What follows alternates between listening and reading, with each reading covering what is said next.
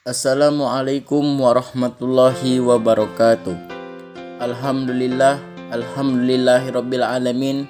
Wassalatu wassalamu ala asrofil anbiya'i wal mursalin wa ala alihi washabihi rasulillahi ajmain, amma ba'du.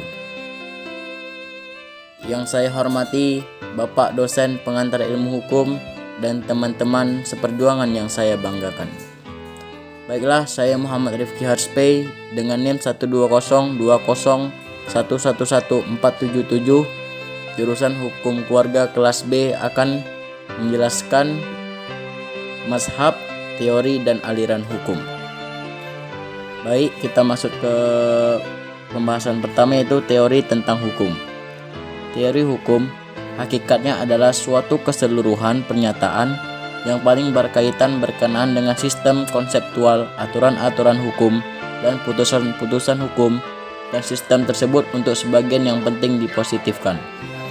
Yang pertama itu teori hukum alam.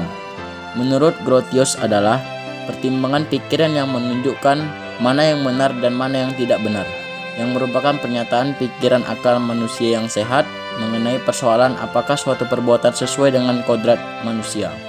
Yang kedua itu teori sejarah.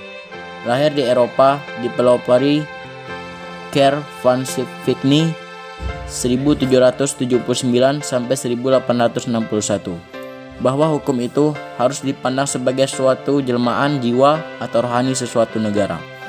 Yang ketiga itu teori teokrasi. Menganggap hukum itu berasal dari Tuhan yang Maha Esa, maka manusia harus tunduk pada perintah Tuhan. Hukum penguasa atau raja dianggap wakil Tuhan. Yang keempat itu teori kedaulatan rakyat. Pada zaman Renaissance timbul teori aliran rasionalisme, bahwa dasar hukum itu akal atau rasio manusia. Raja memperoleh kekuasaan bukan dari Tuhan, tetapi dari rakyat. Yang kelima, teori kedaulatan negara.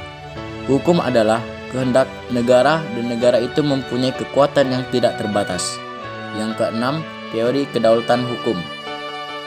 Menurut Krebs, hukum hanyalah apa yang memenuhi rasa keadilan dari orang terbanyak yang ditundukkan kepadanya. Yang ketujuh, teori keseimbangan.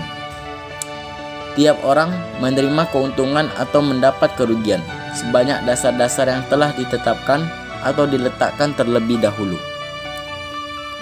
Yang B yaitu aliran-aliran hukum. Yang pertama itu aliran positivisme hukum. Berlaku setelah aliran ajaran hukum alam yang rasionalistik ditinggalkan orang. Prinsip utamanya yang pertama, hukum yang ditetapkan dalam NU, maka hanya peraturan perundang-undangan yang disebut hukum. Yang kedua, hukum kemasan tidak dapat diterima sebagai hukum yang sungguh-sungguh. Yang kedua itulah aliran hukum murni. Tentang teori hukum positif, suatu ilmu pengetahuan tentang hukum yang ada, bukan tentang hukum yang seharusnya ada. Yang ketiga, aliran sosiologis.